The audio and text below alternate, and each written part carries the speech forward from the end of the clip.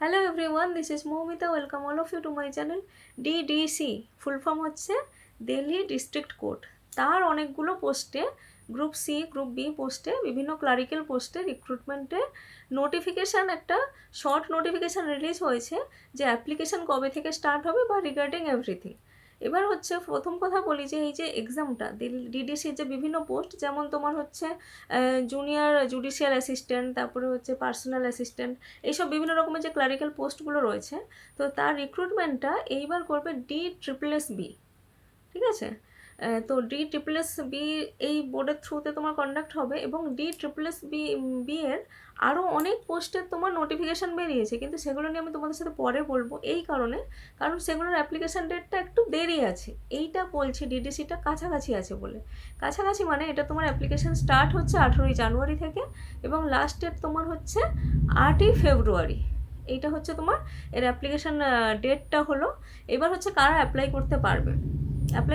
যে ইউ আর দেয়ার, বয়স থাকতে হবে তোমার 18 থেকে 27-এর মধ্যে, তবে তোমরা অ্যাপ্লাই করতে পারবে। ফর্ম ফিজও বেশি নয়, জেনারেল আর ওবিসি 100 টাকা, বাকিদের সব ফ্রি। ঠিক আছে?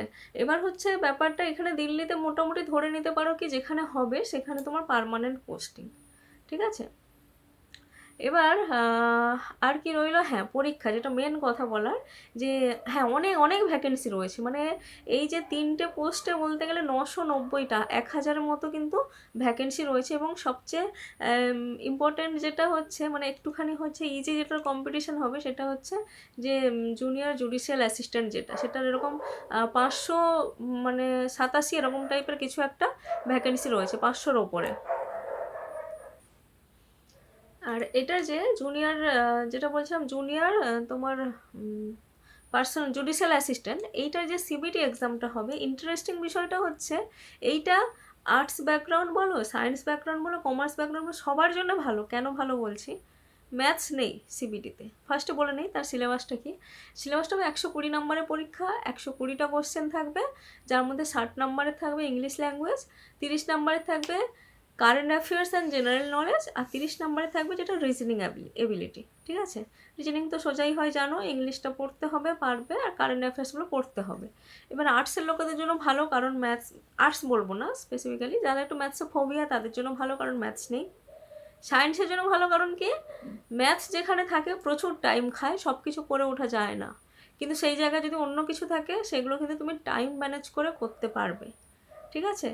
আর জেনারেল ইংলিশটা বেশি রয়েছে, জেনারেল নলেজ আর কারেন্ট অ্যাফেয়ার্স কিন্তু বিশাল কিছু নেই, মাত্র 30 নাম্বার রয়েছে, সুতরাং যে বিশাল নাম্বার কাটা যাওয়ার ভয়ও নেই।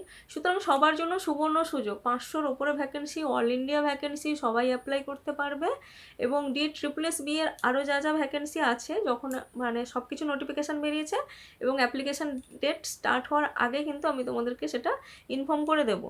সুতরাং যাদের বয়সটা এর মধ্যে পড়ছে, এবং হ্যাঁ বয়সের লাস্ট ডেটটা কিন্তু কাউন্ট হবে 8ই ফেব্রুয়ারি 2024 অবধি, সেই অবধি তোমাদেরকে কিন্তু 27-এর মধ্যে হতে হবে। 18 থেকে 27 হলে তোমরা অ্যাপ্লাই করতে পারবে। তো সুতরাং অ্যাপ্লাই তো করবে ঠিকই, কিন্তু এখন থেকে তোমরা একদম পুরো ভালো করে প্রিপারেশান নেওয়া শুরু করে দাও। ঠিক আছে? আরও যে যে ফর্মগুলো বেরোবে সেগুলো বলবো। চলো, thank you, have a good day.